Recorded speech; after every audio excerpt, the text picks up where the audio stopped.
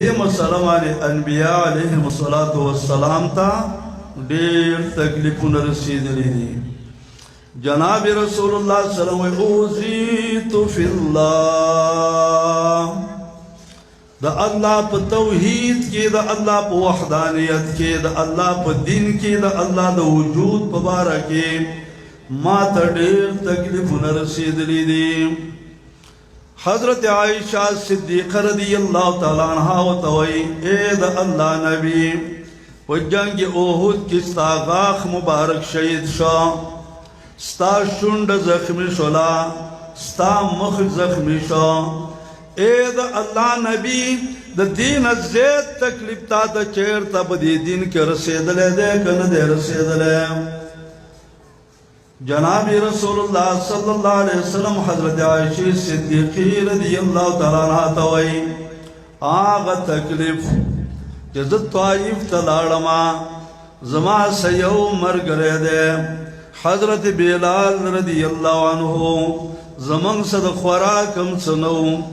دومر خوراک راسرو چا حضرت بلال رضی اللہ عنہ بدی اخبر ترخ کی نیولے ہو مانا دومر گوندے نوڑی راسروا منگ دعوت ورکو دا طائب مشران ہوتا دا طائب مشران تو منگ دعوت ورکو دا اللہ دا وحدانیت پا زید دیمانی چھ دا اللہ وحدانیت امانی منگ تیویلا زمان دا کلی نووز ہے منگ دا کلی نرا روان شو دا کلی علکانی منگ پسرا پسیکڑا پا منگ مانی دا گٹو گزارونے شروع کڑا دا جناب رسول اللہ صلی اللہ علیہ وسلم دا سرنا ترخپو پورے ٹول بدن ین اکڑیشا حتیٰ کہ نبی صلی اللہ علیہ وسلم دا دیر تکلیف دا وجن بے ہوش شورا پریوتا کلچ ہوش کے راگے یو پرشتے سر تولاڑ دا و توید اللہ نبی منگ دا غرونو والا پرشتی و کچر تغوارے دا غرون پدی طائب مانے ورگزارو جناب رسول اللہ صلی اللہ علیہ وسلم وی اللہم حدی قومی فإنہم لا یعلمون اے زما ربا زما دے قوم تا ہدایتو کی جے بگٹو اشتلے ما زما بدن زخمی کڑے دے زما دا بدن نیوینی بوتلی دی اے زما ربا دی قوم تا ہدایتو کی زکدی پوئی گینا جناب رسول اللہ صلی اللہ علیہ وسلم دا ظلم جاز پا میلہ کے ولاڑ لے او چکل ظلم جاز میلہ کے ولاڑ لے پا میلہ کے نغوا خرچی نغواہی خرچی نہ چیرتا کپڑا خرچی نہ پیس خرچی نہ ٹماٹر خرچی بلکہ بتمام میلہ کی آواز کئی ایوہ الناس قولوا لا الہ الا اللہ تفلحو او خلقو دا قیدہ و ساتی کہ نشت لائق دا عبادت سوا دا اللہ نا نشت مشکل کشا سوا دا اللہ نا نشت پرید رس سوا دا اللہ نا نشت مصیبت لری کون کے سوا دا اللہ نا نشت دے راحت را وستن کے سوا دا اللہ نا نشت دے لائق دا پرید دا آواز سوا دا اللہ نا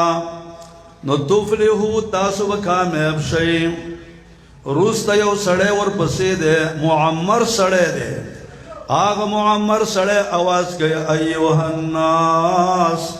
انہو صابی فتقو او خلقو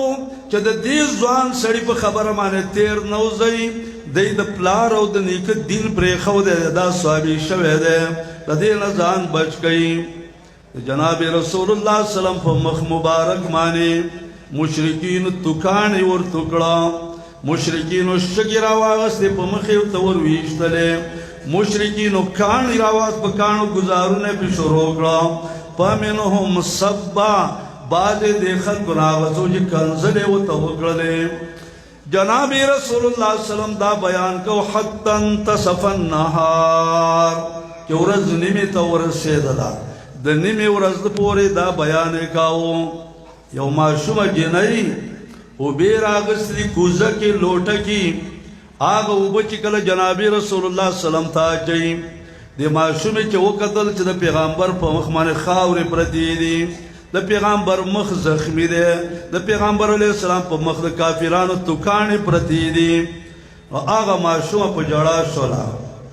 جناب رسول الله صلی الله علیه وسلم په سر باندې لاس راکاږي ورته وایي او بچی مه ژاړه